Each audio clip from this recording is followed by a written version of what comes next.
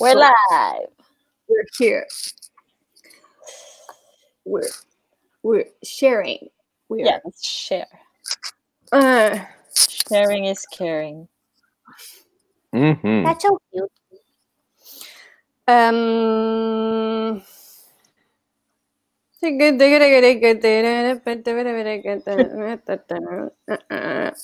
Here. Compartir.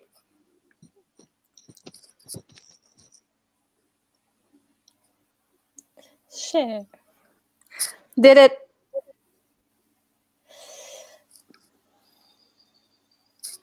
There we are. Good. Hello. Hello. Hello. Hola, Emilia.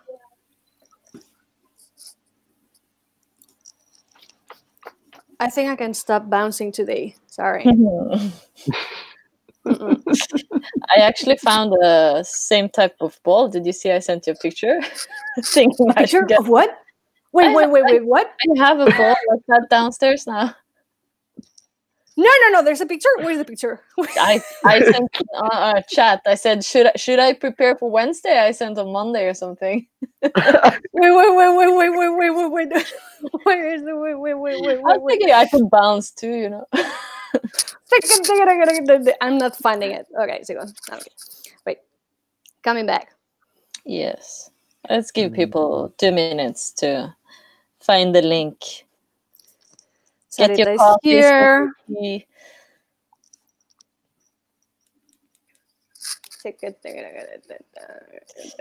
Don't stop, Stephanie. No, I will not stop. Just for you. Just for you. I can do like into. So you gotta jump out of the picture, you know?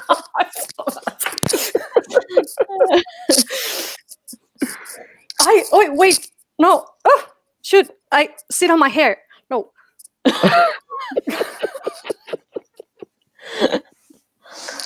That's Barcelona's Rapunzel. Yeah. No? Kind of. Great. I think it was 8 years or something like this. Oh, good. People are joining. Hello, Maciek. Hey, Maciek's here. Yeah. I know him. We don't No. we don't have to talk about that. No. It's in the past. It's present. It's in the past. Yeah, right. Steffi, stop drinking. No Coca-Cola. I'm not drinking Coca-Cola from 1 year ago. It's only tea. No caffeine tea. You need like herbal tea. It's herbal tea. Yeah. It's not tea. It's just it's cinnamon. Easy. Nice and easy. I saw these tips that you could, glue this tea thing out on the cup, no. and then you have wine on the inside for your morning use. So yeah, it's tea. No. Like I cannot drop it, but it's tea. Like, believe me. It's tea. Wait. Coca-Cola. I don't remember when was the last one. Whoa, ¿por qué? Live. I don't know. What? Maciek is asking like why I stopped drinking Coca-Cola. It's like life. No, I'm healthy. Yeah. I'm not healthy people. Good. Should we start? Or how we feel? Sure. Yeah. People ready to start? Yep. Well, they're not talking. They're like, oh yes, popcorn, tea, nothing. All right, so we're rolling. We're gonna do this. Okay. So, where to start? So yeah, we were talking about what to talk about, and there's a talk that I've given for the past 6 years as part of my summer intensive, that kind of breaks down the framework of tap dancing as an oral tradition.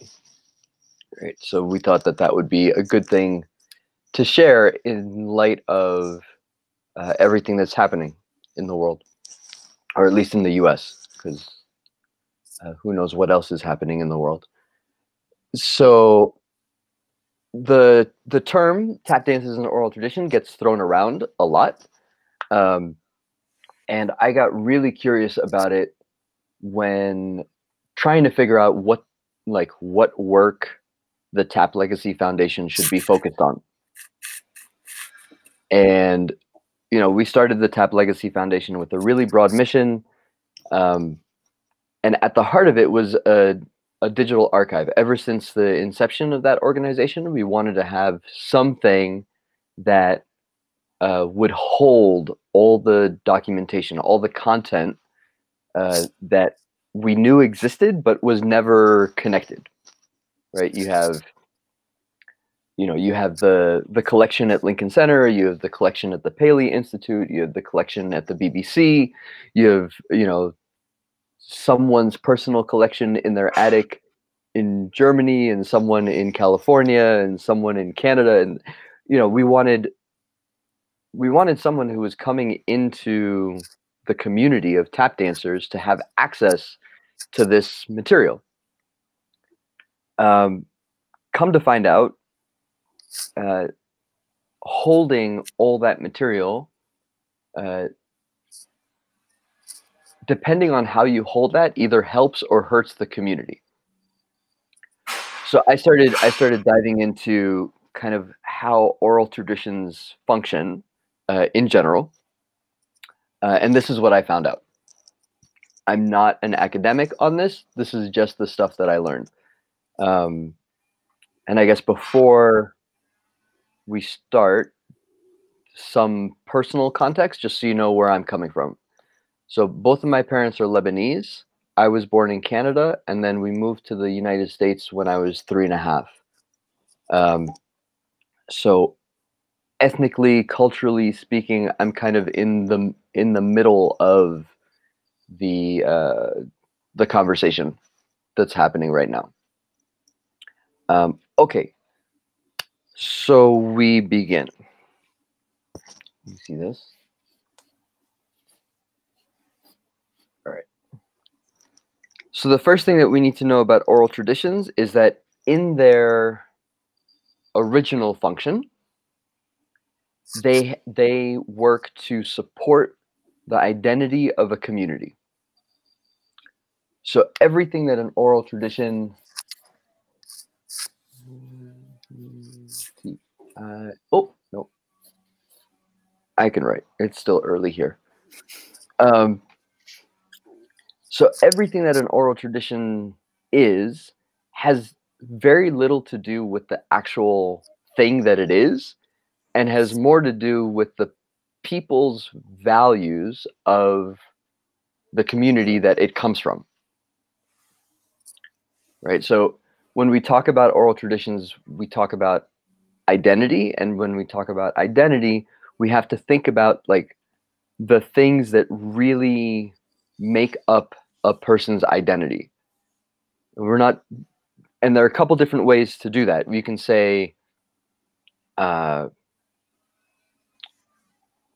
things that are more or less superficial. You can look at the expressions of the community and you can say, okay, that's their identity. They dance like this, they sing like this, they walk like this, they wear these kinds of clothes. But all those things are expressions of the communal identity. And the communal identity is more often than not based on a particular set of values. It might be framed by where the community lives. A community in a particular geography might develop a particular way of growing food because of the kind of land that they're on. And that food serves their value around nutrition and their value around eating. They might develop a particular sense of a relationship within the community. and a particular way of relating to their environment and a particular way of relating to people who are outside of their community. That value infuses their identity, which will then extend to all the expressions that come out of that community, the kinds of dances that they dance, the kinds of clothes that they wear, the kinds of songs that they sing, even their language. Right? There's some research that's around that says basically, if a community needs a very specific language to survive, then the number of words that they have for that aspect of their life will increase. So there's some language sets that have like really, really specific words for different kinds of snow or clouds or like things that have to do with the environment, because that allows that community to survive more, to have a higher likelihood of survival. Sanskrit, a very, very old language in India, has something like 80 words to describe love. You know, different aspects of it. So the functions of oral traditions are rooted here. So that's kind of a baseline. When we look at like what they actually do or how this actually works, one way is on the vertical plane. So if you're inside of a community and you're all doing the same thing, you're all taking part in a particular dance, then the oral tradition says we are all part of the same lineage across generations, because across generations we've all been doing the same thing. So that's how we know we're part of the same community, because we all do the same thing, and your father and your mother and your great-grandfather and your great-grandmother and like your aunts and uncles and like all the people throughout the generations have been doing the same thing. Not different things that are of the same medium or genre, but literally the same thing. There's always a little bit of variance, but it's generally the same kind of thing. Oh, and I should say this. If anybody has any questions as we go through this, like, just ask. It's more fun to talk about this in conversation than just like, bap, bap, bap, bap, bap. Okay. The second way this works is across the horizontal. And that basically says everybody of the same generation knows that they're in the same community because they are doing the same thing, right? All the teenagers do the same dance, and so when they look to the right and left of each other, they know they're in the same community. So we can talk about the vertical in this way. If any of us have ever had that conversation with our parents or with an elder in our family, and you know, maybe more often than not during our teenage years, we have the conversation where we share with them a piece of music that we're listening to, and they're like, "What is that? Oh, the young people are listening to crap these days, blah blah blah blah blah blah blah."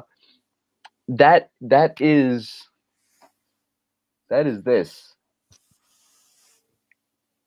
right? The older generation gets angry at the shift in music in a younger generation on account of the fact that that signals a shift in the identity of the family or an identity in the community. And so they're not, one way of looking at it is that they might not be mad at you listening to new music. They're mad at the fact that they don't know if you would enjoy being part of the family anymore. Right? And so the signal that a young person is expressing themselves in a new way is very like built into the way human beings relate and interact across generations as well. I don't want to express myself in the identity of this lineage anymore. But what happens in most cultures today is that the horizontal becomes really strong, because everybody in one generation will listen to the new music of the day, and then everybody in the older generation would be like,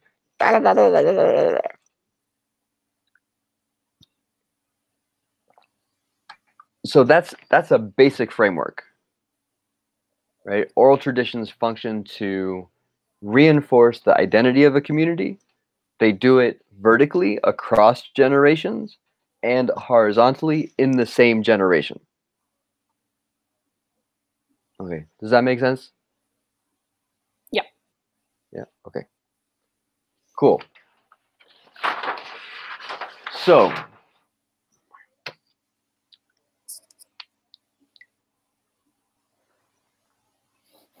we have a community. Community is made up of a number of members. It's intergenerational. And it has a particular value set. Most communities, and you kind of have to like imagine this, because it might be less common today. But this is kind of we look at this as a model. Most communities are limited by geography to some extent, and that helps. It helps localize the value set. It helps localize the language. It helps localize the expressions. But every community has a value set and has a series of expressions that express that value set.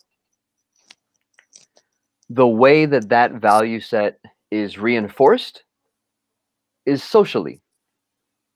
Members of the community will apply social pressure on other members to make sure that they stay in line with the value set of the community.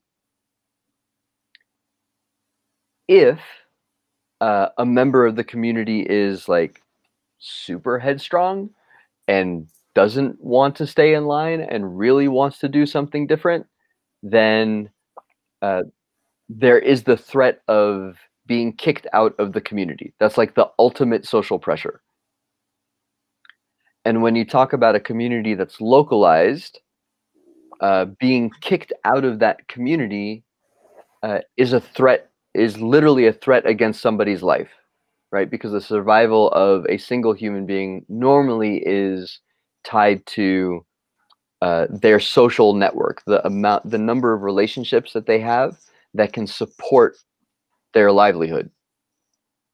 Right? It's very difficult for an isolated human being to survive. So that's the way that oral traditions are governed. Traditionally, in a community, they're governed by social pressure. There's no book around them.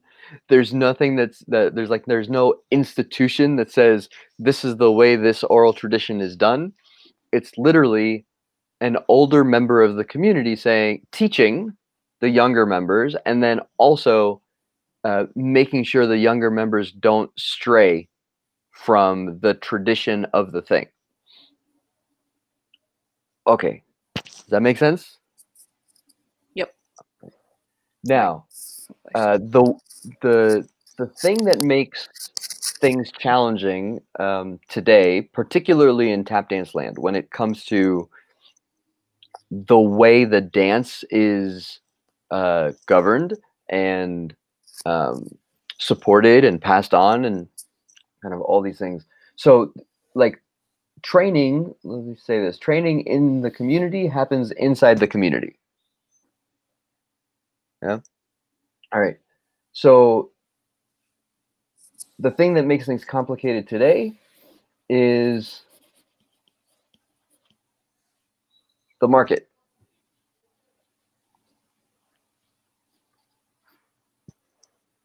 So you have the community, the oral tradition is there for the benefit of the community. It's not traded, it's not bought or sold. It just happens internally. It's a cultural expression. Today, alongside many communities that exist, you have the market. You have a place where not only product, not only like pens and I don't know, canteens and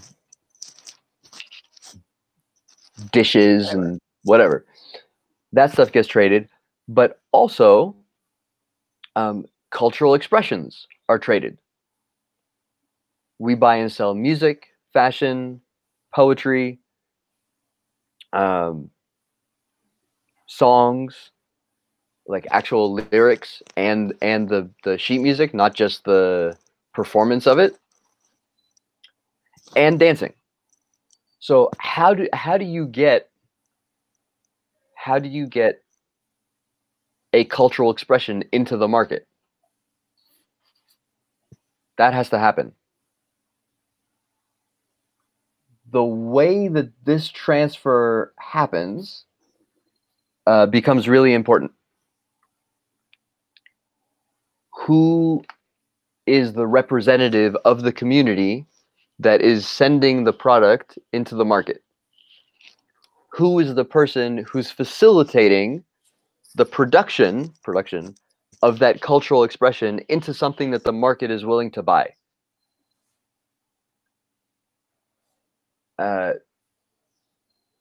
You know, two really extreme examples would be somebody from the community learns about the market, you know, gets a bunch of friends together, they make a product, they transfer it, and they start selling.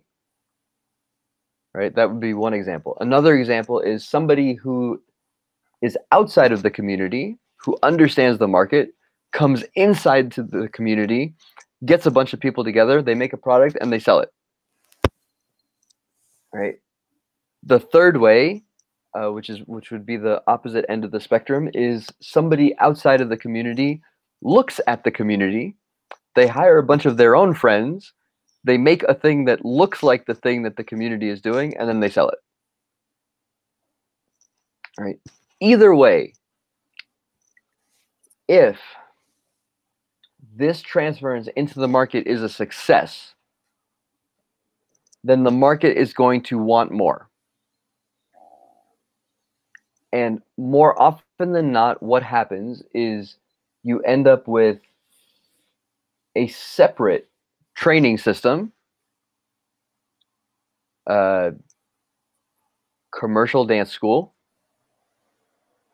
that exists outside of the community because it's part of the market, right? It's a thing that happens over here that gets people from wherever to learn the thing to feed the market, right? I grew up in a dance school. I was 3.5 years old. I started tap dancing. I was like, from Lebanon, essentially, into this place, right? Now, in the best of training models, this place also is connected to the community in some way, shape, or form, right? It might function as a stepping stone for somebody coming through. It might function as a place for members of the community to enter the market, like the teachers, the elders are maybe in the dance school now, right? Because oral traditions function for the support of a community's identity, in the eyes of members of the community, they are invaluable. There's no price that can be paid for them, right? Because they go to the heart of the community. That's why certain cultures who are very protective of their dances don't like they won't teach a workshop on a particular dance. They just won't do it. So that's there. Now here's the one of the challenges.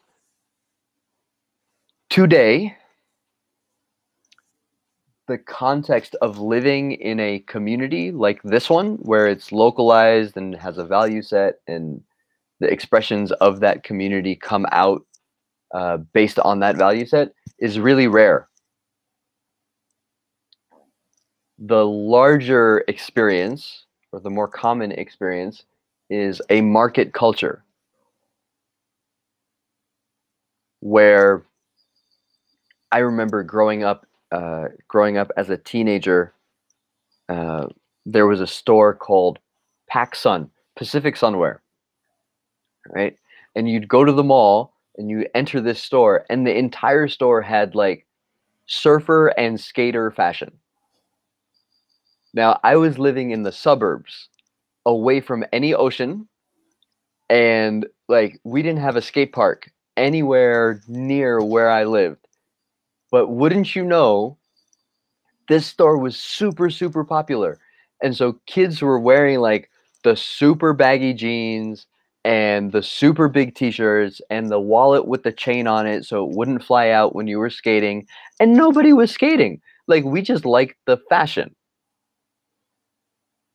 Right? So the market culture facilitates this idea that you can go into the market and purchase the expressions of a value set that you like. But the thing that happens with the market is that the value set does not really transfer. It's just the expression. Right? So I didn't know. Yeah, who knew? I was like 13 and 14 and 15.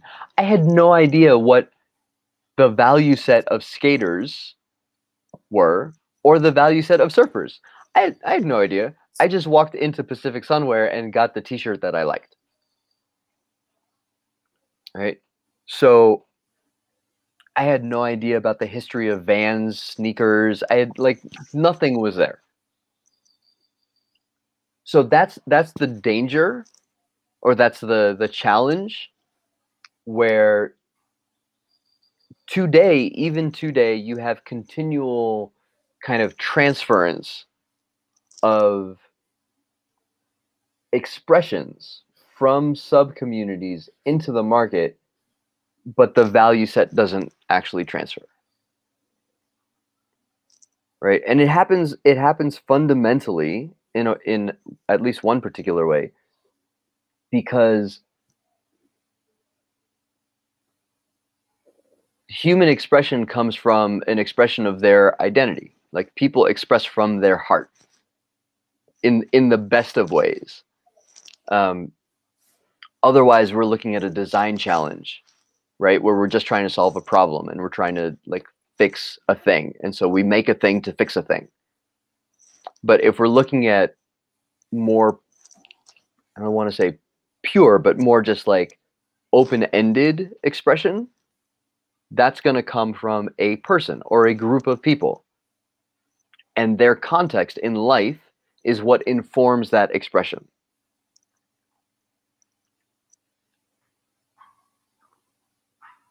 So communities here are really, really generative. Like, they make a lot of stuff. And markets, especially industrial ones that need to sell a lot, can't generate enough stuff on their own without going and getting things from people. Right? At scale,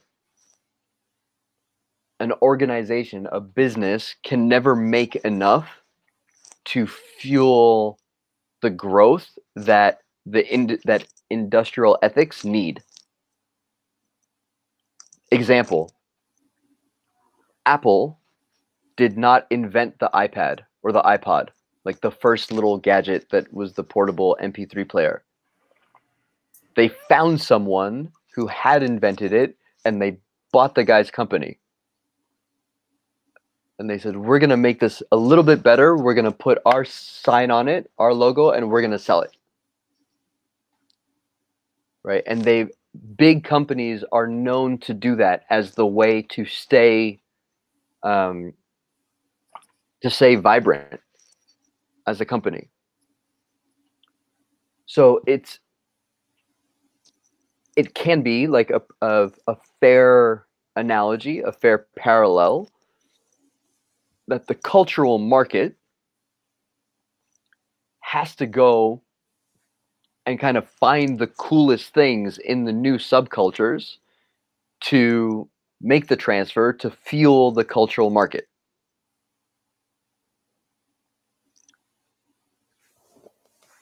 So then, all right, how do we land this for tap dancing?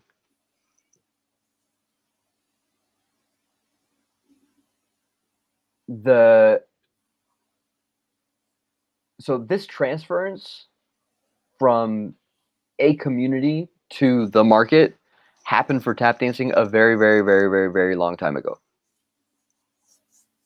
The first time this transference could be traced to the first time that a tap dancer got paid to do their thing, whether that's through a competition or in a theater or whenever. The first time a tap dancer gets paid, then people who don't come from the community of folks who are hitting the ground with their feet look at the person who's getting paid to hit the ground with their feet and say, oh, I can get paid to do that. So let me go figure out how to learn to do that so that I can get paid to do that.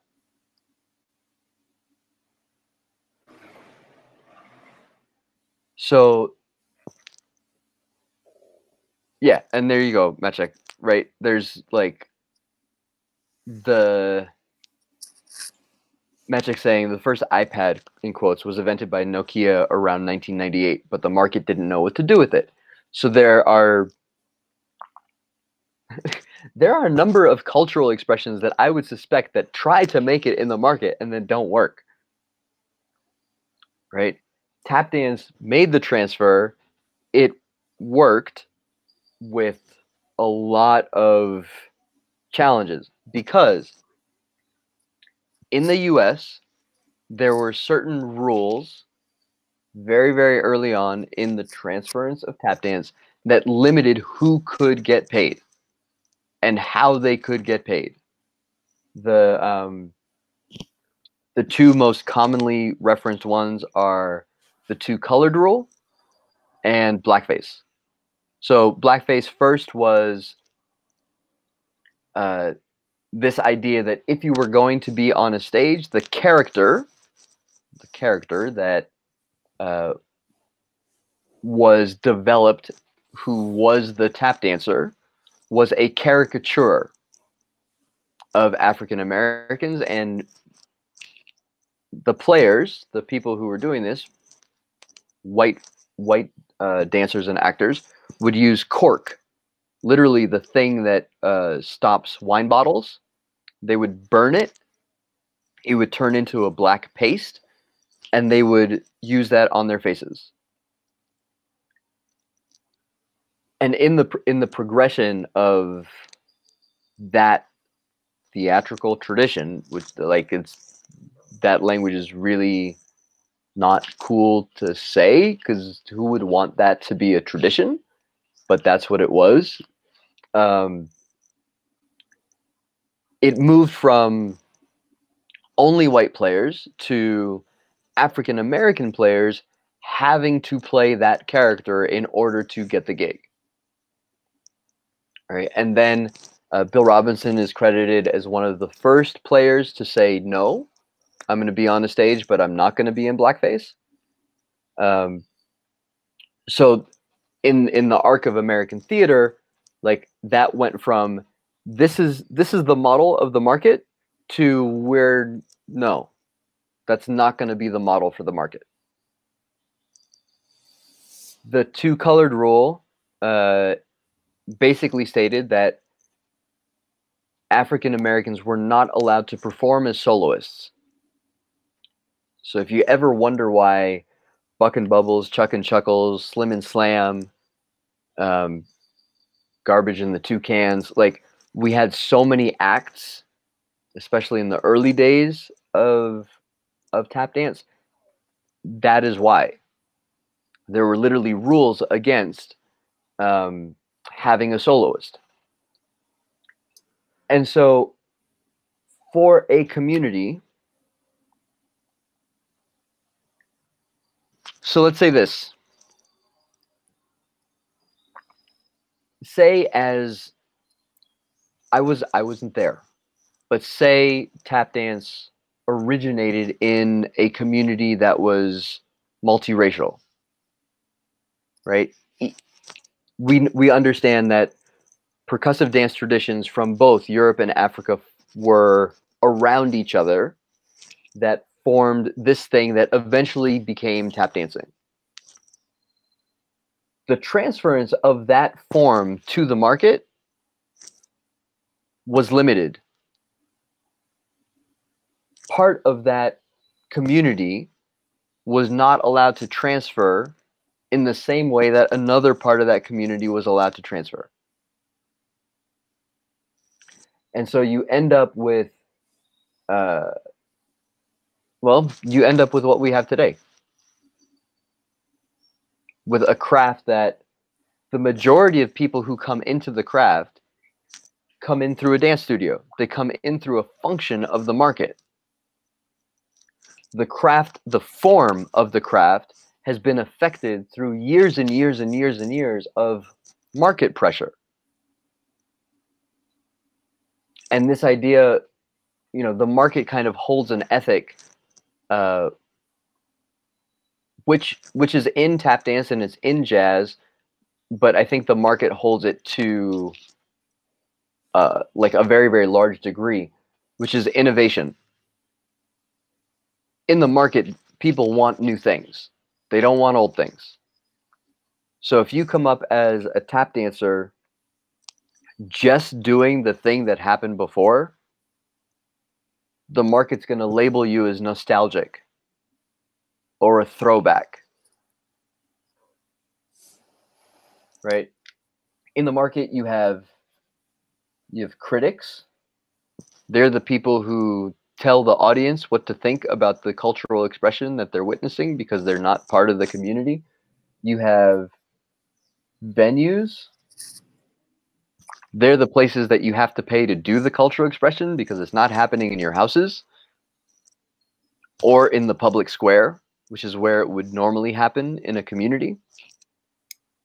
You might have collaborators. Those are the other people that you have to pay to get your thing up into a venue so that the critics can see it, so that people can come and pay. So that you as an artist in the market can survive. Right? And all of these, like the people involved in all of these are also attempting to survive in the market.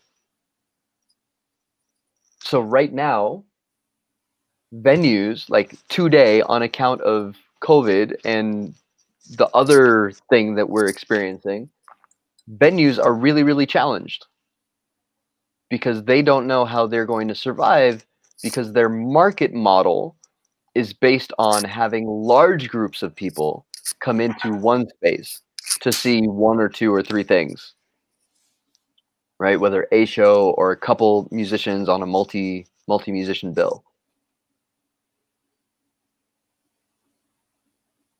So one of the ways to think about an oral tradition is to think about what would happen if the market didn't exist. If you didn't have venues to do what it is that we do as tap dancers. If you didn't have critics writing in the newspapers to say this show was amazing or this show didn't really, don't go see this show. Like, they do both of those things. If you didn't have to pay collaborators to build a product to ship, right? What would tap dancing look like? Where would it happen? How would it happen? And how long would it take for tap dancing to change?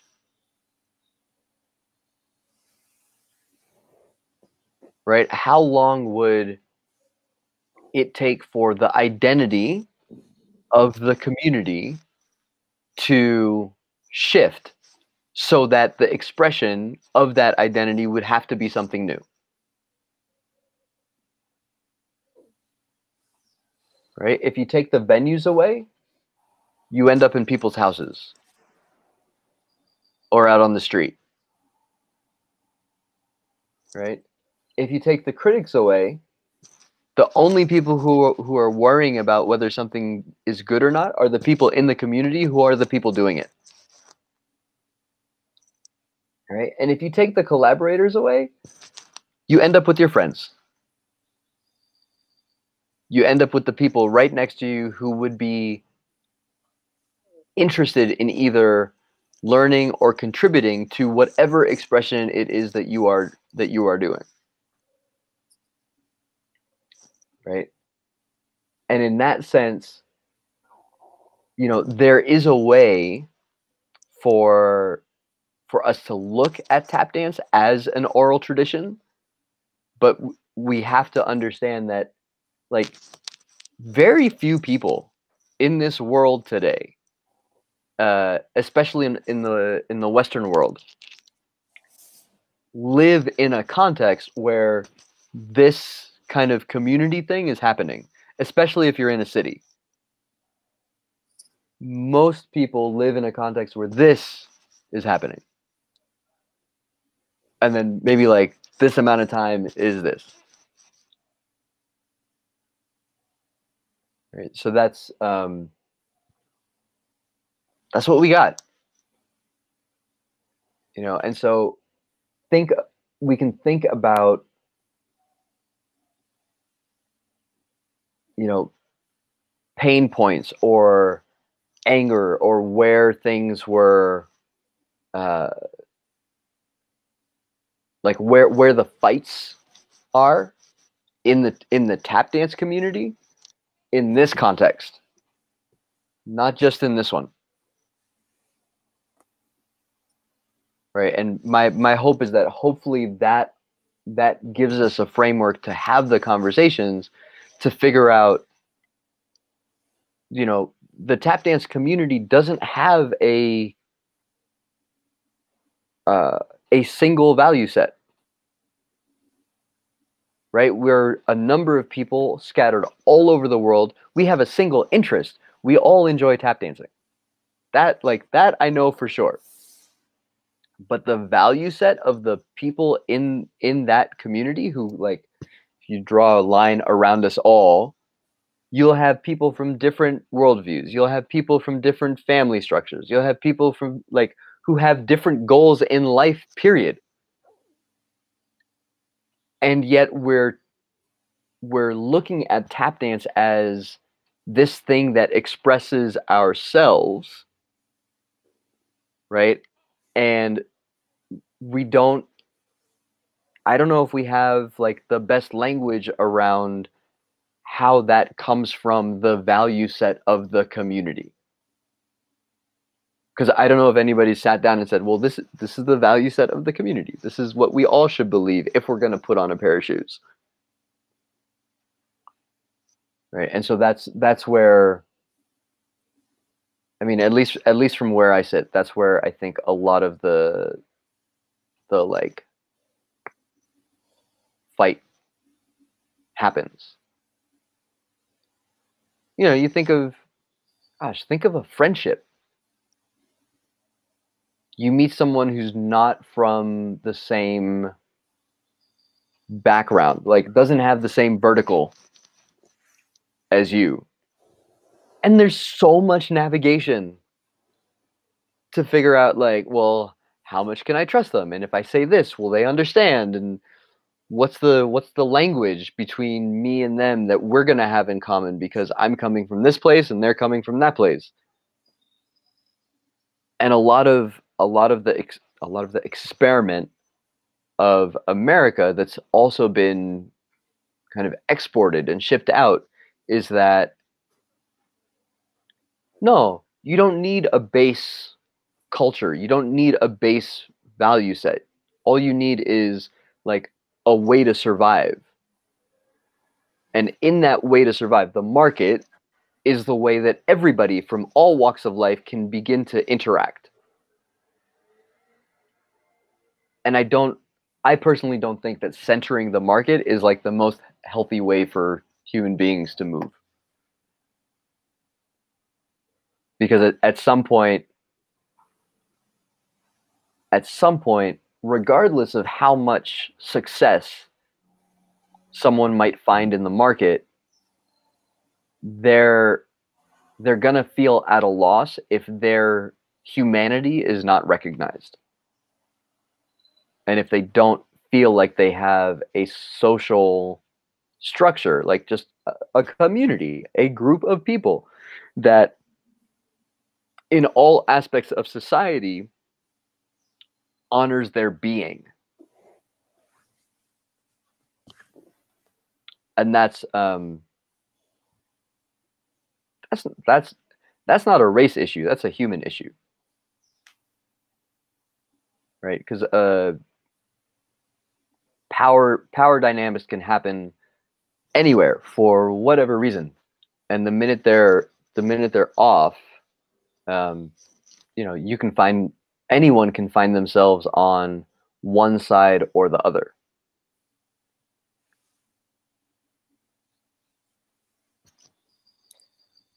Any questions? Not here. Everybody's silent. Yeah, it's not weird, but I think it's necessary. Yeah. I think people are just absorbing everything right Yeah. now. Yeah, people is not. I think they're like. But questions can be also if it's something that isn't clear or something that you don't understand. So go ahead with that too. It's, or heavy stuff. Or questions outside of this, like this is just so. Oh. I grew. Oh, we lost you. Yeah, you were chopping a bit there, but we have a question actually. Sarete is asking. Yeah.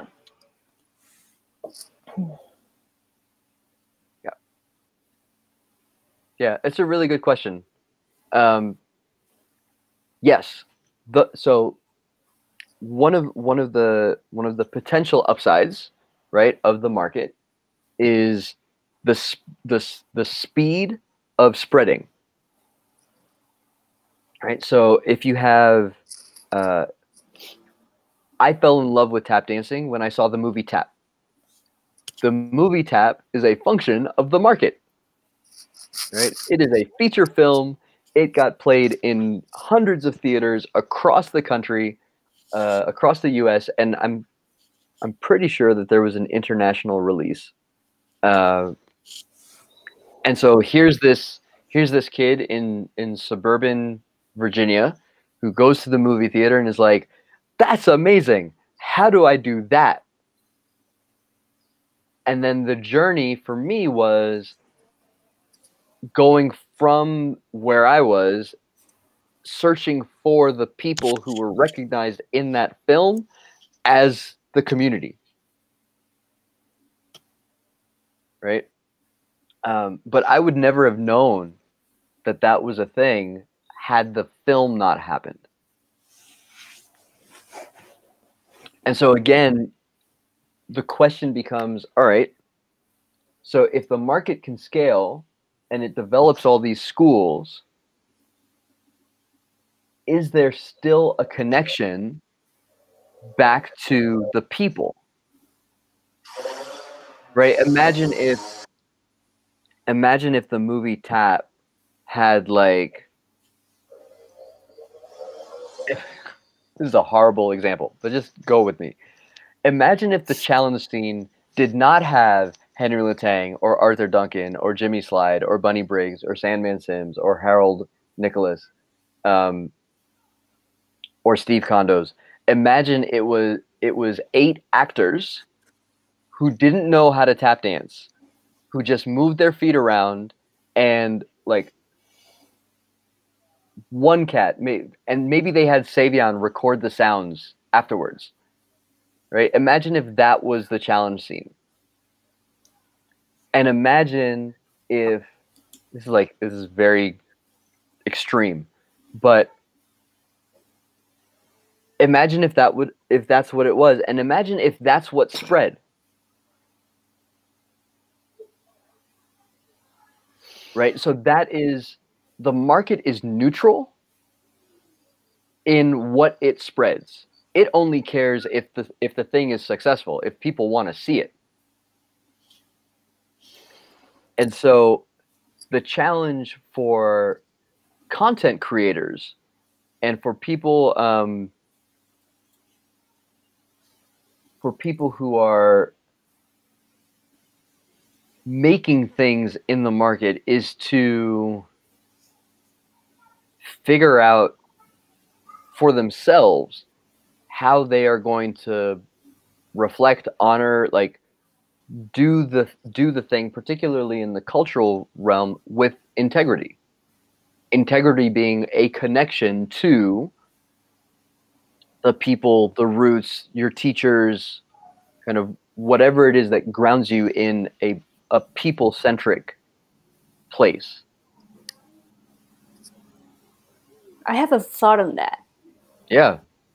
I think, for example, if this weird example you said about tap was not people from the community, I think the impact would be different. Then maybe you didn't engage on tap dancing. I think when you share the thing and it's coming from something really like you share from love and from passion, I think it arrives differently. That there's people like can see that thing and people there's don't see that thing. But if you're aware, maybe you will find it. Then yeah, from the market you cannot control this thing, but maybe the people from down that is looking to the market can say like, that's better, like that it feels better for me when it's coming from there. Yeah, I think there's I think that's true.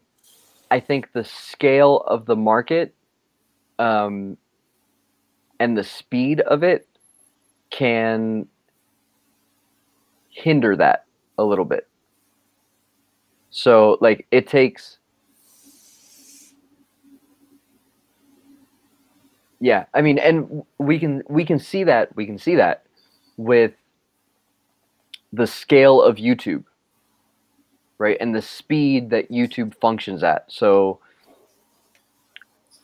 any tap dancer can throw something up on YouTube. It is now internationally released.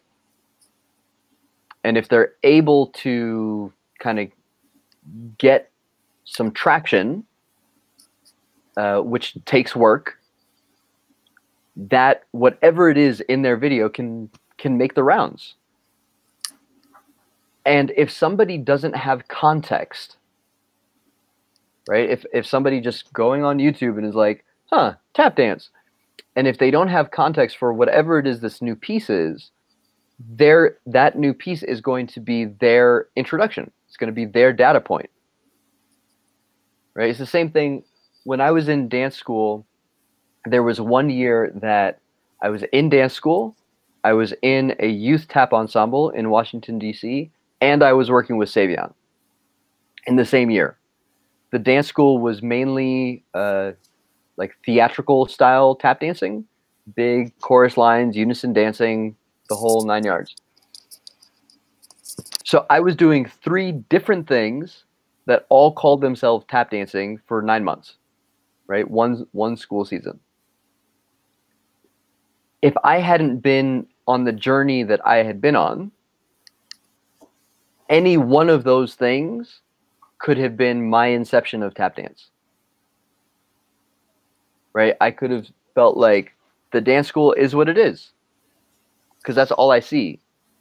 I could have felt like the youth ensemble is all that it was, because that was my introduction, right? Or I could see that Savion was what it was, right? For me, I agree. Like, I had a particular resonance with seeing Savion and his work and seeing how he, like his process, his practice.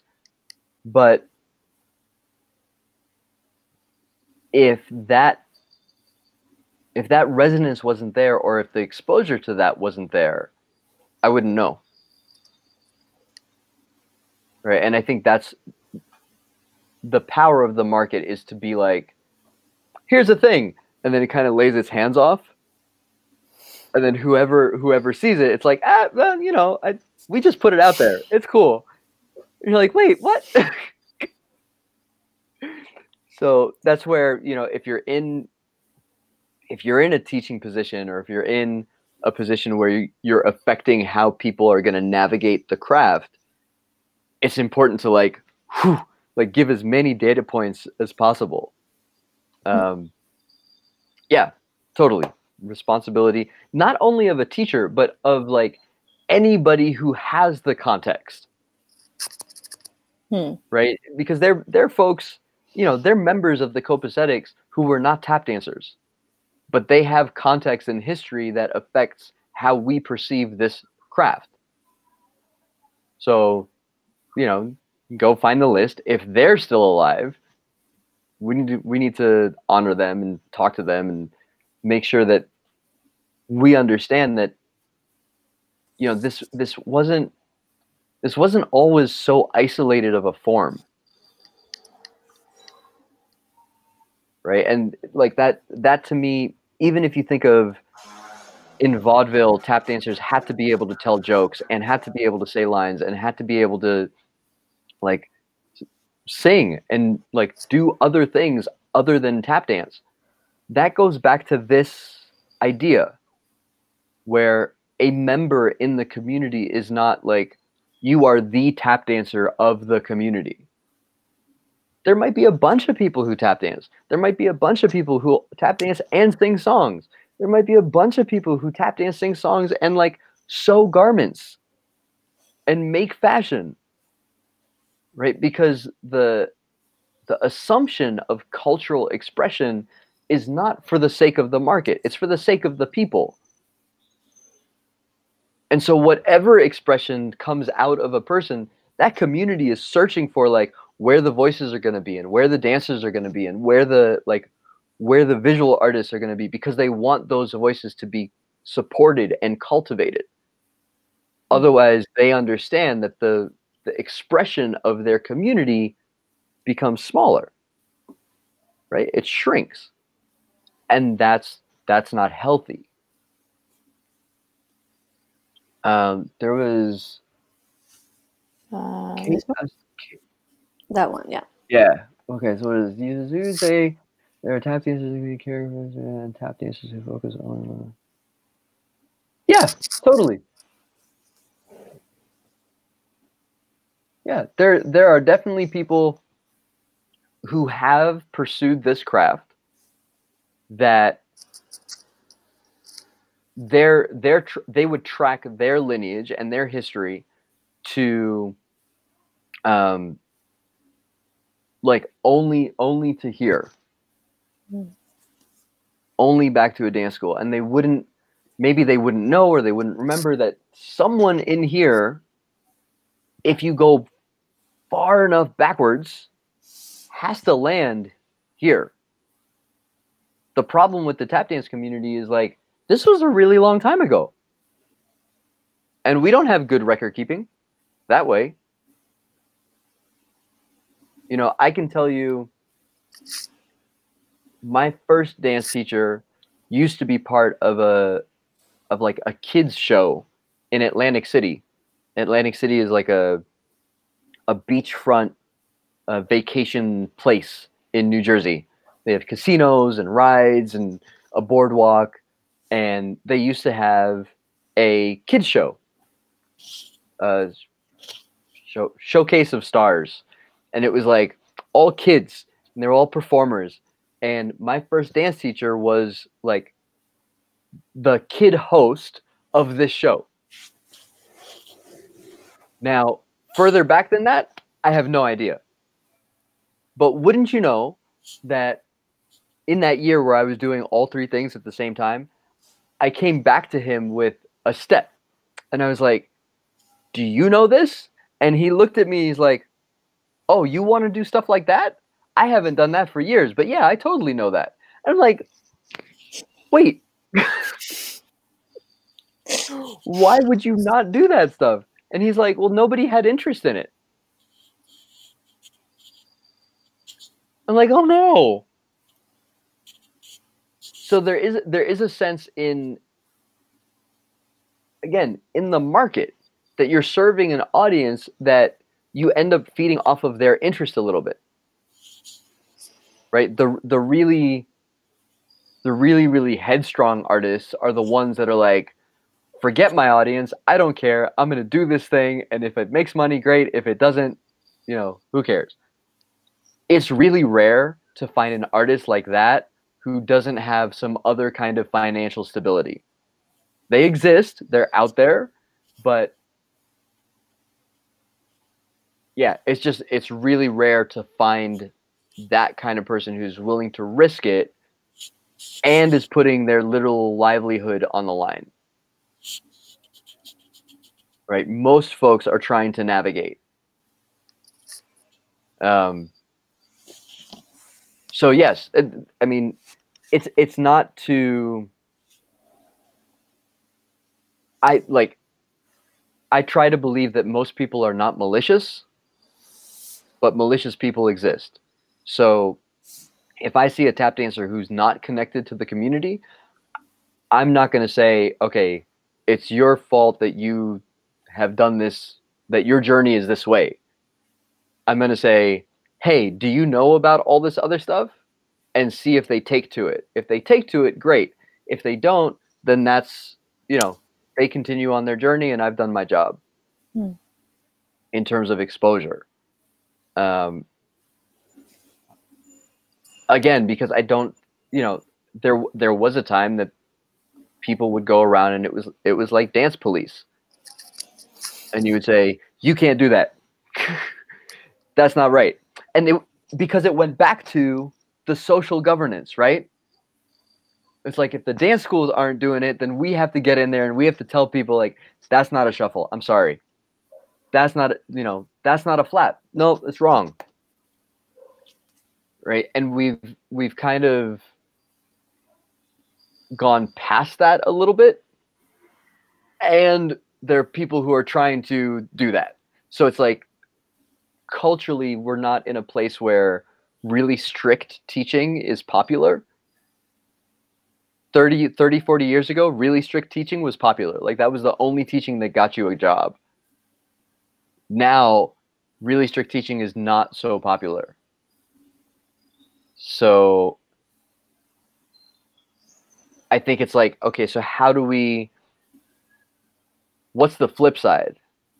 How do we get to hold the standard that we believe is healthy while also being encouraging and pursuing excellence and having grace and kind of caring for the students who come into our rooms as teachers well? Courtney had a question. I don't understand. Cities are a harder place to find communities and instead are usually more market driven. Okay, so if you look at the, so I'll speak as someone who never lived inside a city, was always on the outside of a city. Yeah. My experience is, if you live inside a city, there was a time where your community was your building or your block. And in New York City, to a certain degree, that exists, but it's less than it used to. Why? Because cities have built up themselves. They've just built to such a degree that you end up with they function on money that's not coming from the local economy, basically. So the amount of money that comes into New York City from tourism or from international businesses that are based in New York, but whose audiences are not New York City, makes the economics of New York not function, literally, for people who are locally based. For people who live in the city, work only a job in that city, and whose job is in a business that is local, that doesn't have an international market. So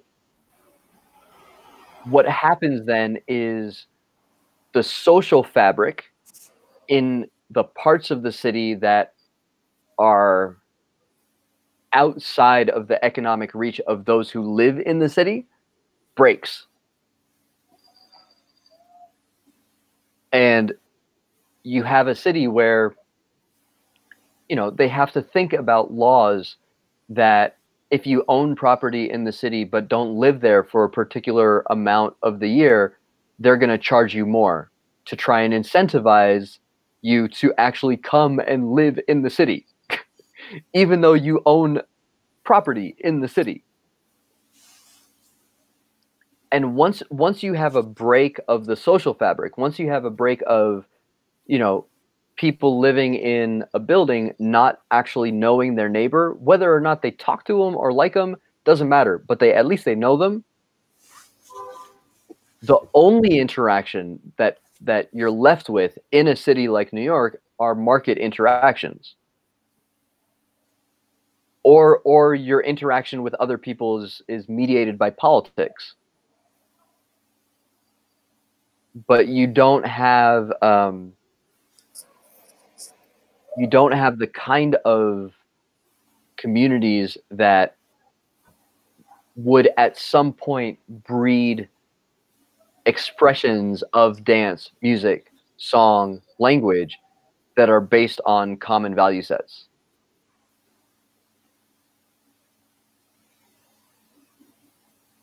Right? You will have sub-communities in cities that do that.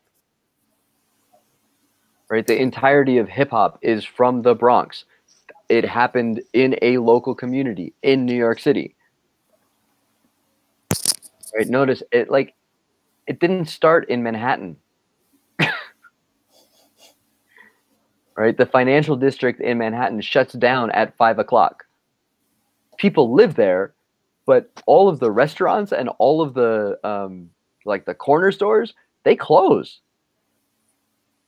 Because the number of people who are active after 5 o'clock decreases by like a magnitude.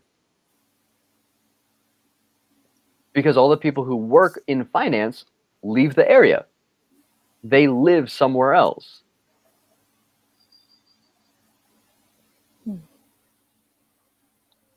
So that the dynamic in a city is interesting because the subcultures are really tight.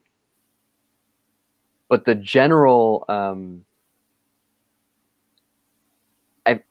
this is just my perspective, the general interaction for the majority of people who are in the city is market driven. Or political. I'll just show a couple of comments before we move on to the next question.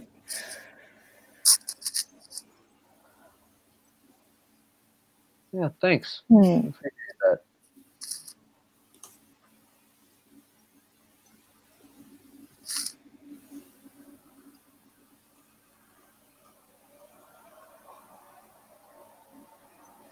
Yeah, we don't. I mean, don't. I'm not going to advocate violence, but yeah, there's anger. There's anger there, right? So okay, so right. So this is Yeah.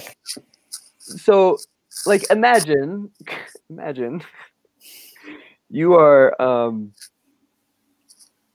take like where you are in your journey, right?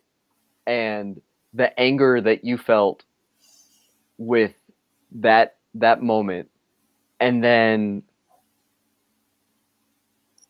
like magnify it, like multiply it by a factor, and say, imagine if somebody comes up to you and says, yeah, it's not even the language issue. It's like the entire craft issue. Right? Just to clarify. Yeah, no, I hear you.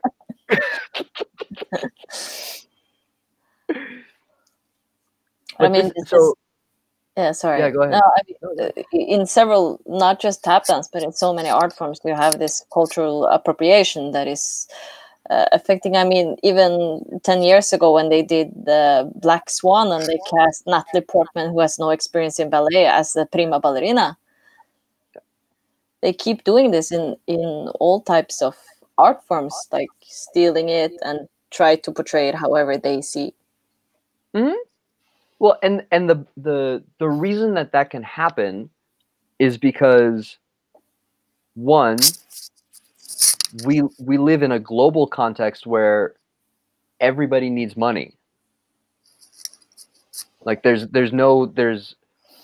are very few places in the world that I know of where you can live with only a little bit of money and still survive. Like you have a shelter, you have food, you have the things, and you need a little bit of money to go to the market, to trade for goods, and to come back.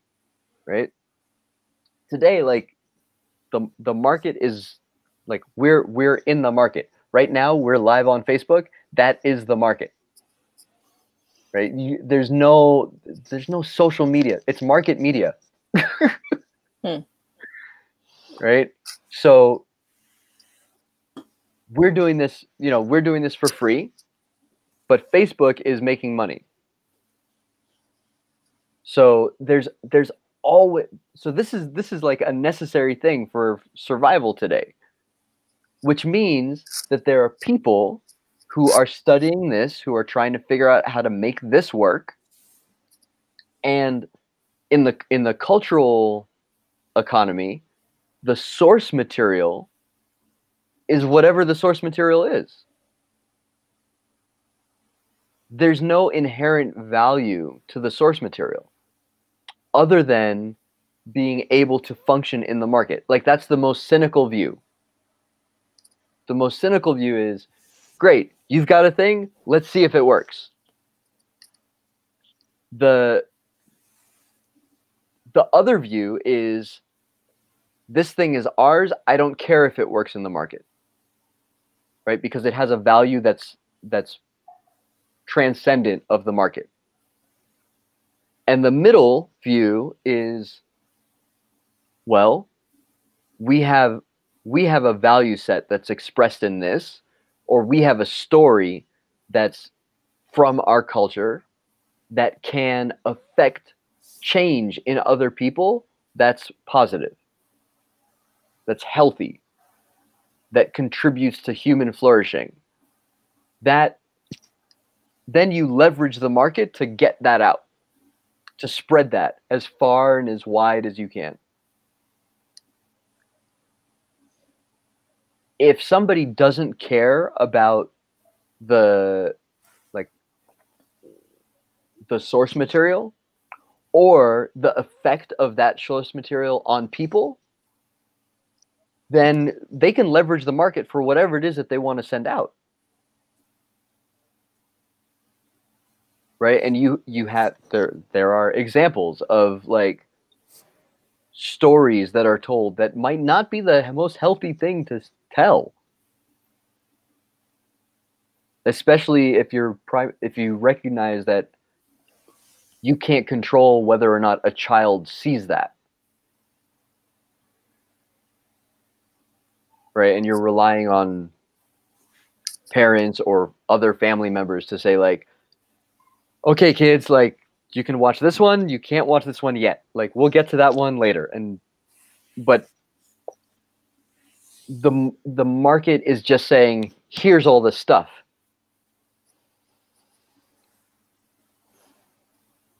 Right? If you were functioning in a community, there's no such thing as here's all the stuff.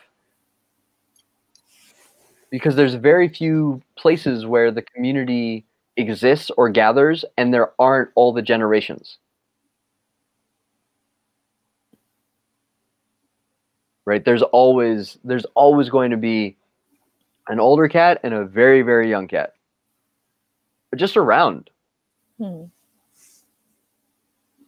So the large stories, the things that everybody tells, that is always kind of on the tips of our tongues, function intergenerationally.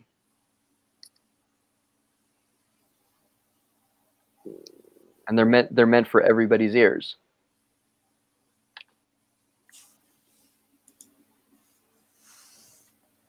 Do you think that what is missing nowadays is the curiosity and responsibility of the student to go deeper into the culture, community? I don't know if that makes sense.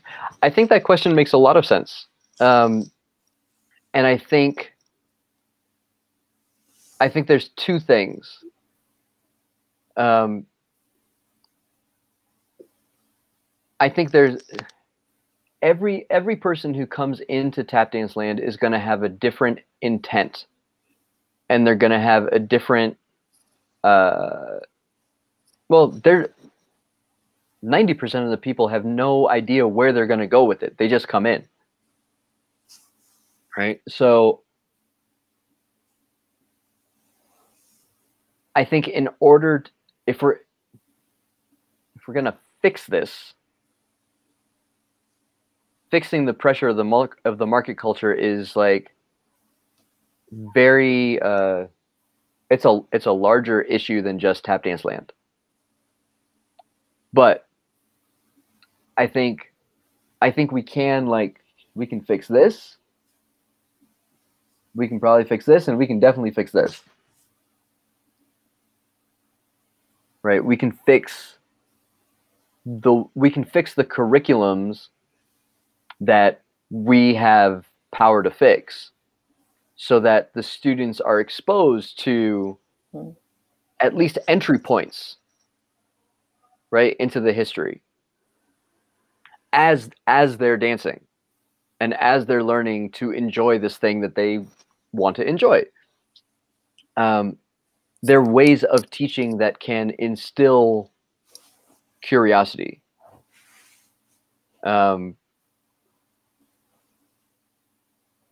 And so I think I don't want to say it's missing, because I fundamentally believe that students have no clue. How are they going to know what they're supposed to be asking or be curious about? Or they're either going to be excited or not excited. Right? They're either going to like want to chew on stuff, or they're not going to want to chew on stuff. And I think it's in the power of people who are teaching to not only prepare a student for a professional job, but to prepare a student for a lifelong practice of tap dancing, in the light of, hey, I know you as an individual has a value set. Here's a percussive dance. Here's a practice that you can use to teach you more about your own value set. And in that way, we turn tap dancing back into an oral tradition, or more cleanly, an oral tradition, where the people who are doing it at whatever skill level understand that the practice has connection to who they are, and by extension, who the person next to them is. And if it turns back into that, then I feel like this craft has the potential to heal the division that the market caused in its inception. Right? The market caused the division of the communities by saying, you can come and dance and get paid, you can't. If we go back in the practice to say, here's how you find out about yourself and find out about your neighbor, then through the practice of dancing, we can get back to a place where we all are just dancing. I have a comment about that. Like, at least it's getting better, just to say. So I'm not generalizing everybody, but it's been a bit of a trend that these dance schools that you talk about don't have the tradition of encouraging the students, because the teacher at the end of the day don't really know. They don't have the context to actually teach tap dance. They teach tap dance because you're going to go and do it in a musical and do it in a chorus line, and that's it. And there's no context. And I mean, if the students doesn't get any context of why are we standing here doing shuffles, or not even knowing that it's called a shuffle, but they know how to do it, then the educational system has skipped a step in a way. Something has happened, so the information is missing. So how can we kind of link also the teaching that goes into the dance schools that aren't aware of the history and the context into the community in a way? So I think it's a big challenge, right? Because the same thing, once the market develops the dance school, then you now have a market for dance teachers, right? And so someone can stay in this cycle their entire life and never get connected to over here, right? So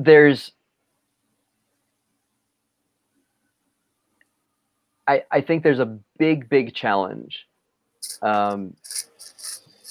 that's you have both an upside because people have access to information now, so they can't really say, well, like, I don't know where to look. It's like, no, you can look. There are places. But you also have kind of the speed of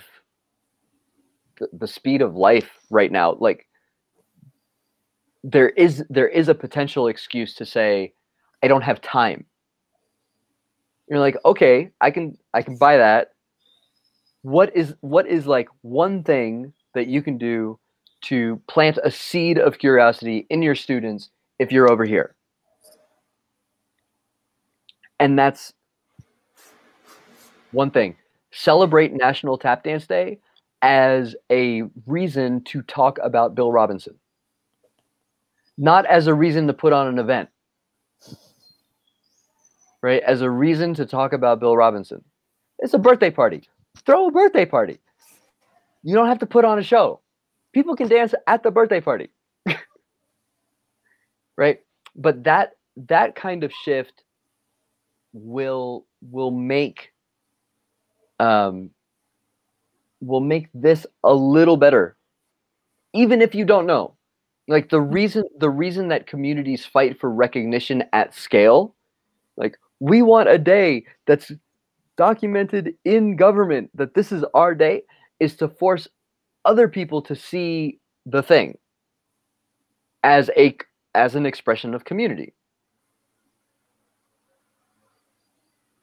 Right? Mm-hmm. So if the celebration of that day doesn't point us back to the thing that we're supposed to be taking that day to remember, then we've missed the point. Right? If all the events just kind of like is a celebration of the craft and not the people, then we miss. Right? There's a lot of language in tap dance land about respect the dance, honor the dance, da da da da. Like, yes, the dance comes from people. And if your people, so it's important for each individual to know like their own lineage, who are your people? Who are the people that taught you? Who are the people who have inspired you, that you've dedicated time to learn about? And then, by extension, right, if you go, because life can't just be about the individual, if you go a little bit broader, you start to find out about the other people. Right? And it goes, it should land us in a place where we are clear and gracious. Like, we know what we know who our people are, and I don't know a lot. Right? I don't know a lot. I don't know what it was like in the early days of tap dancing. I have no idea. I was not there. Right? And as much as I want to read about that, I also want to acknowledge, like, yes, go learn as much as you can, but know that historians are fallible. And limited documentation only gives a particular perspective, from the perspective of the writer. So for me, frameworks and understanding how communities function outside of the history of tap dance has given me a lot more clarity in terms of how I can approach the craft work and understand the dynamic of a community that does not have the same value sets, but has the same interest.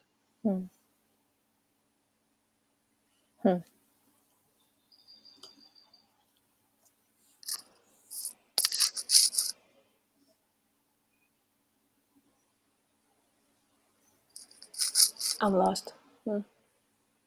Yeah, so Kate's commenting on the fact that I said, we're in a media market, and that's kind of what this is. But to say we're in a media market is not a negative comment, right? It's just it's a way of understanding the context that we're in, where at no point in history prior would I be able to be on a platform from where I am in the United States with someone who's in Spain and someone, Iselin, where are you now? Norway? Norway. In Norway, the three of us come from different life experiences. We have different views of the world. We're on a platform that has taken money to invest and create and maintain. And so there's a business model behind that platform that, to a certain degree, they've said, hey, we'll let people say whatever they want on here. Because the business model is not based on what we say. The business model is based on their ability to track our actions across the internet and then sell those to advertisers. Yeah, and right now, because of the situation that's going on everywhere, this is our market right now. We're not being able to spread it the normal way. So that's why it's only, this is our platform right now, and in 2 months it might change. The market is something different. So everything is also because of what's happening, right? Yeah, and we would go back, the spreading of values can happen anywhere and at any moment. For sure. So I think that's just to say the market is not evil. It just has a particular pressure. Right? Communities live under the pressure of survival. Markets live under the pressure of profit and the making of money, like the surviving of the organization. And also because of the market, it pressures us into doing things in different way. The creativity of how we're doing this, like this conversation. Yeah, it was because we felt the need of the market right now that this was the time to do something like this. Open up different doors. Yeah, and so Machek's giving a really clear example that you go and you take a workshop with a famous dancer, somebody who has career success, and the folks who come to the workshop are only ask about how to land the job. What is it that we need to do to land the job? Meanwhile, the craft work that dancer has to give is not focused on, or it's made secondary, right? Mm. The thing is it one class or the way they teach every class? Do they know and share some knowledge about culture outside their classes, or they are always silent, unaware? Yeah, I mean, for the teacher, I think you never know. I think you can involve scenarios. Yeah, you're gonna get some teachers who are very focused all the time. You're gonna get some teachers who, are a little like scattered. Like sometimes they focus, sometimes they don't.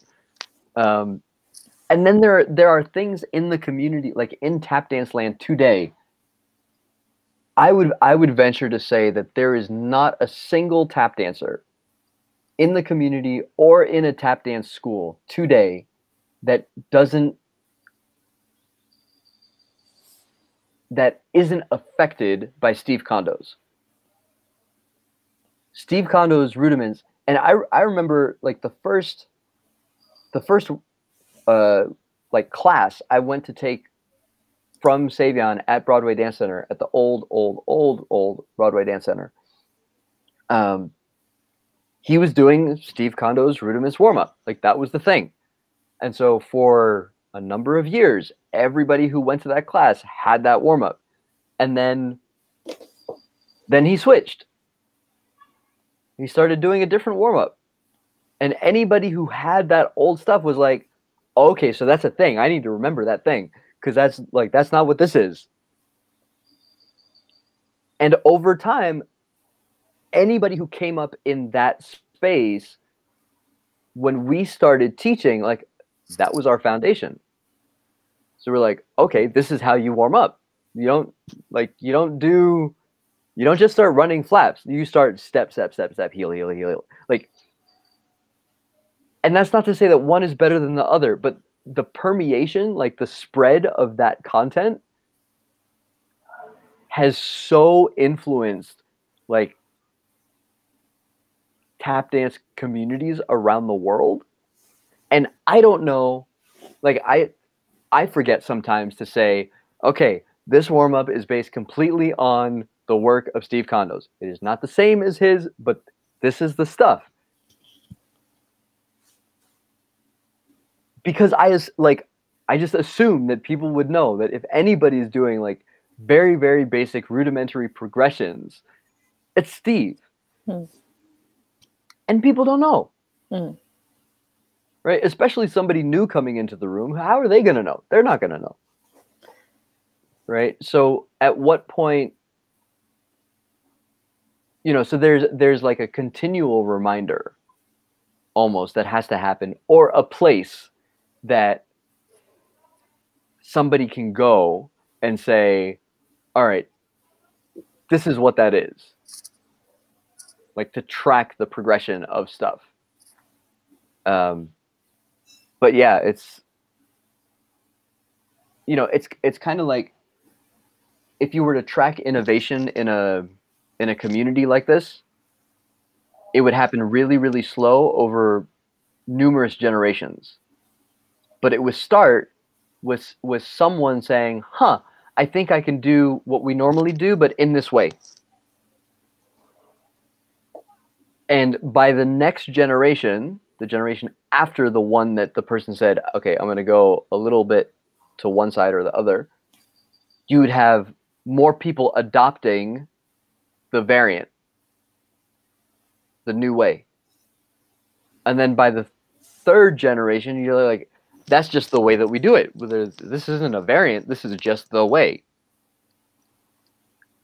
Right? Prior to Steve Kondo's, it's pretty fair to say that there probably wasn't another tap dancer who was warming up or practicing the way Steve was. Maybe his brothers. I don't know. But in terms of the rudiment approach, that wasn't the common way. The common way was, here are a bunch of steps. We're going to line these steps up, and that's your warm-up. Right? We're going to teach you this routine. This routine is going to teach you some technique. It wasn't, we're going to teach you some technique and then apply that in a routine. Right? It was content-oriented teaching. And now we flipped. Right? It's almost super rare to find a teacher who's like, I'm going to teach you this routine, and as we go through this, we're going to learn about a shuffle and a flap and what it's like to time shift and what it's like to like know what the different subdivisions are. So we're all experiencing, you know, depending on when we came into this thing, a time of cultural change, right? Even within the craft work of tap dancing. Forget the people. Right? And so that to be able to hold that and to say, we are here today, but this is where we've come from, I think is important. It's just really hard.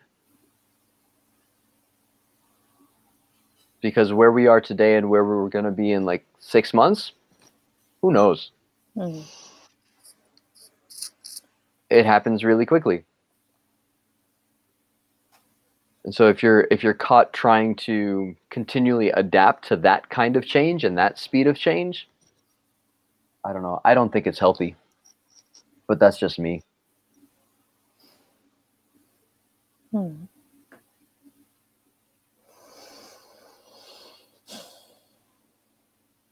know, I think, oh, go ahead. No. I was not saying. They were like, all right. Yeah, I mean, I think being a teacher is one of the most difficult jobs in the world.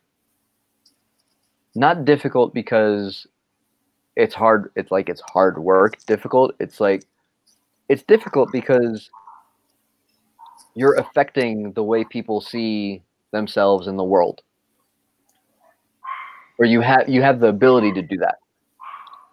And to honor somebody's journey and also provide them with insight, regardless of the activity. Like, you could be teaching them calligraphy or writing, like literal writing, like how to put one word in front of the other in ways that make words enjoyable. You have the opportunity as a teacher to really affect that person's life. And I think that's something that I take really seriously. And so taking care of the craft that you're teaching gives the person that you're teaching a model for how to take care of the thing that they're doing. And I think if we're looking at places in the world in which people are unseen or unheard or written out of histories, then the work of the teacher is to make them heard and make them seen and write them back in, right? For whatever audience you have. And just know that there isn't a support structure in place for that. Right? There isn't an institution that's like, here, we're going to help you fix this thing. Because the institutions, once they're at a particular scale, do really bad at caring for people. They do really good at caring for the institution. And so there's continual work inside the institution, in any institution, to say, We're here to care for people. In whatever it is that we do, our primary concern is to care for people. So at every choice, how do we care for our staff, our program people, our audiences, like in every side of it. But if you're not inside an organization, if you're just kind of doing the work, know that you're on the outside of the organization, right? So the organization cares for the people inside first and then goes out. And if you're on the outside, that means you're going to be like one of the last people, right? So you have to take care of the things that you think need taken care of, and find other people who think the same way, and that's your support.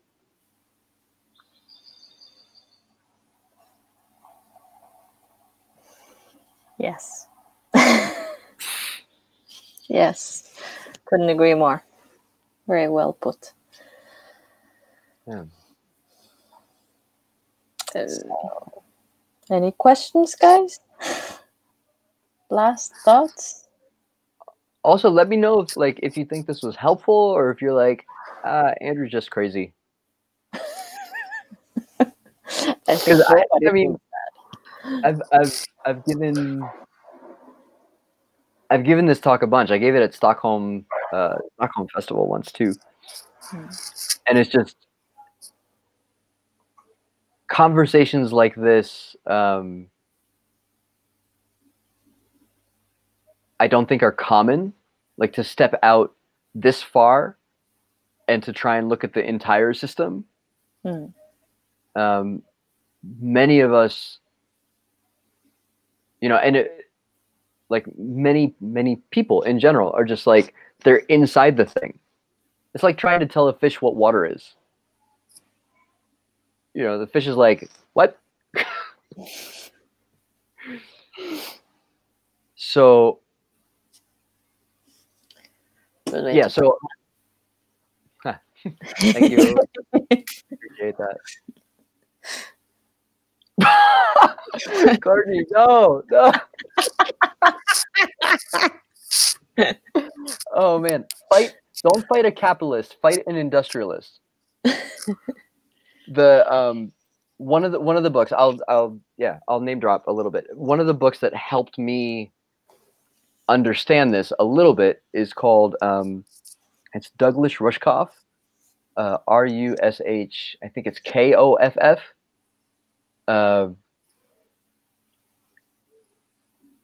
And he wrote a book a while ago. This is years ago, called "Throwing Rocks at the Google Bus." And so the Google bus is a real thing. It's a bus that they have in San Francisco to transport Google workers from wherever they live to Google, to the offices, right? But it uses, at least at the time of the writing, it used the same bus stops that San Francisco public transport used. So it kind of leveraged the system that was already in place by the city and said, but no, we're just going to pick up Google workers. Like, you can't come on this bus. And so the book outlines the history of the industrial ethic, which is a little different.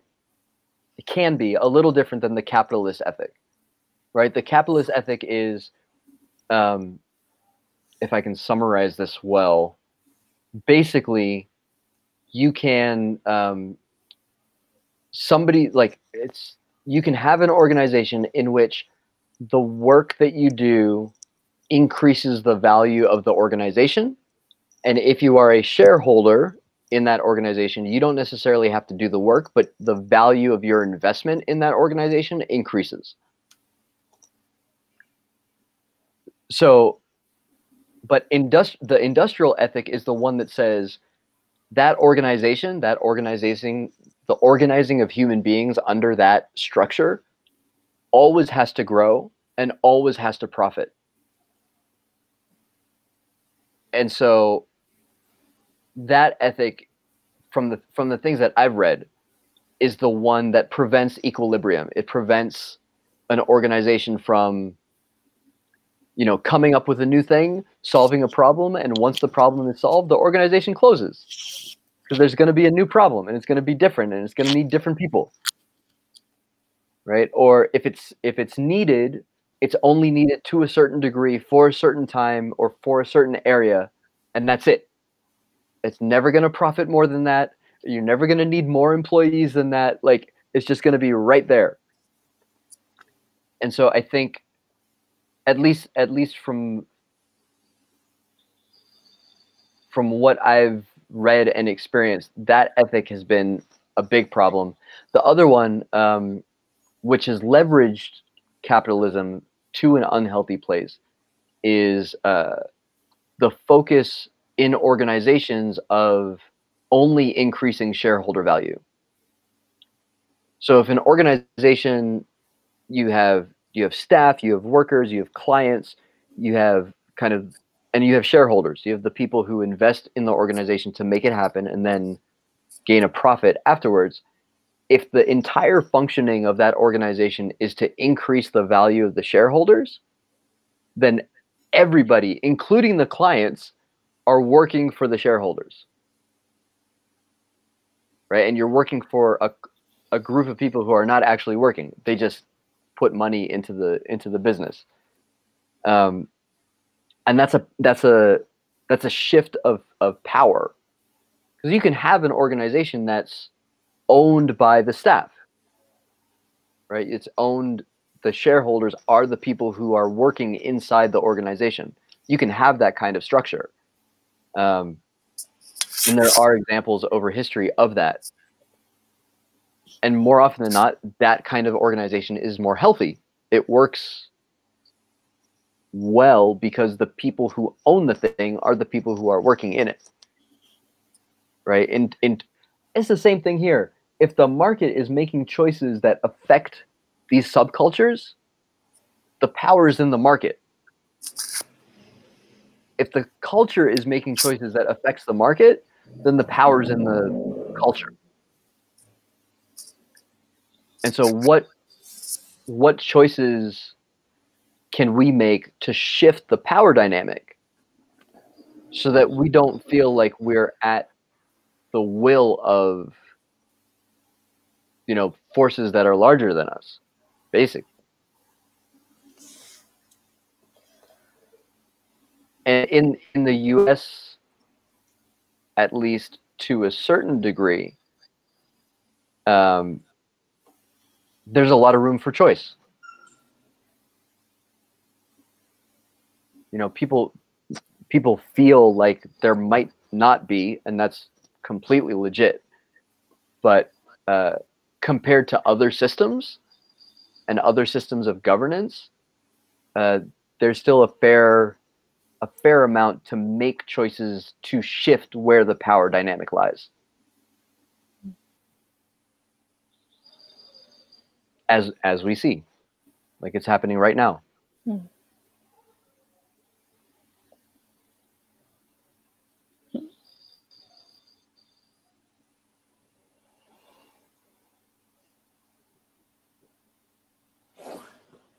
And here we go. We're done. Yeah. Well, yeah, I think it seems like I hope people are thinking. I think that's what's going on right now. So we didn't scare everybody away. Well, thank you everybody who came to listen. I think this subject here was really important, and it's kind of nice to see from this point of view. It's very different.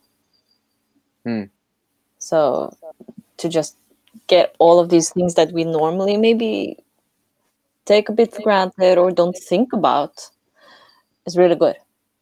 And I think this is much needed for all the teachers and the students and everybody who is engaged in tap dance, this art form. I mean, this is not just for tap dancers. This is for everybody. The understanding of the market and the community can be anything. Yep. Yeah. For sure. I think this is correct. That's how I feel too. Yeah. So, well, so what would be a good way? What's the best way for people to like get in touch with us to say, all right, of all this stuff, I have this question, and then maybe we can start with that. Start with those things next week. Yeah. I think either comment here or go to our YouTube channel. Estefanía has created like a discussion there. So whatever you have on mind, you can write there and we note everything down. Sweet. So we will follow both this post and the YouTube discussion. So if anything, or even text us. Most of you guys know us. So we will make a list of questions for sure. Yay. Yeah. Anything else? I think we're fine. I think it was great. Yes. Yeah. Thank you, Andrew, for educating us in this perspective. No problem. It's very nice. You're an educator for sure. A good one. Pleasure. Yes, thank you guys for joining us. We love that you come every time and support us and that you guys think this is important. That's the best. Yep. So, see you next week. Thank you so much. All right. All right. Thanks, everybody. Bye. Ciao.